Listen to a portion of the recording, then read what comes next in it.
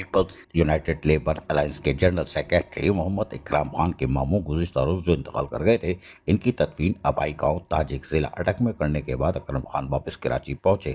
ان کی واپسی پر تعزیت کا سلسلہ آج تک بھی جاری ہے۔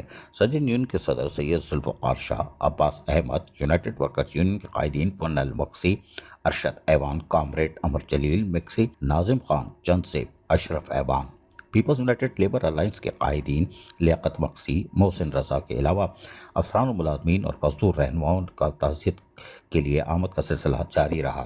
اکرم خان نے ماموں کے انتقال پر تعزیت کا اظہار کرنے کے لیے لوگ جو آ رہے تھے، اس میں ٹیلی فونک رابطے بھی تعزیت کی پیغامات بھیجے جا رہے ہیں۔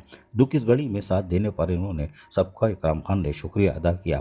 تاہم سید ذوالفقار شاہ ان کی کابینہ نے یقینی طور پر فاتح خوانی بھی کی تاکہ مرحوم کو جنت الفردوس میں جگہ دی جائے اور لواحقین کو صبر و جمیل عطا کی جائے۔ عزیز عارف، KBS بلدیاتی نیوز کراچی۔ ایسی ہی خوبصورت ویڈیوز فیوچر میں حاصل کرنے کے لیے ریڈ بٹن پر کلک کر کے اور بیل آئیکن کو پریس کر کے ہم سب کے سبسکرائبر بننا مت بھولیے۔